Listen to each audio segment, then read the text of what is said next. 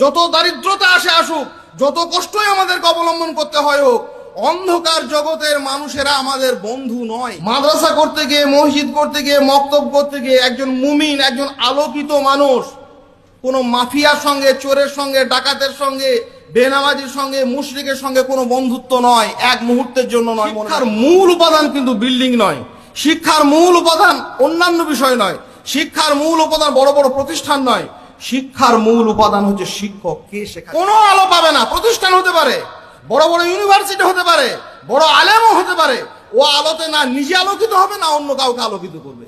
সমস্ত রকমের নোংরা সম্পর্কিত মানুষদের সঙ্গে আপনাকে সম্পর্কহীন হতে হবে। বলে তাদের কাছে যাবেন, হ্যাঁ যাবেন, দাওয়াতের কথা নিয়ে যাবেন।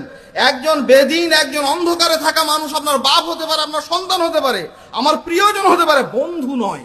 ইসলামে বন্ধুত্বের আলাদা একটা ক্যাটাগরি আছে, ইসলামের বন্ধুত্বের আলাদা একটা মানদণ্ড আছে। গোটা পৃথিবী থেকে একাকিত্ব বরণ করেছেন ইব্রাহিম আলাইহিস সালাতু ওয়াস তাসলিম। আল্লাহ সেই জন্য তাকে বলেছেন বন্ধু, তিনি আমার খলিল। কেন?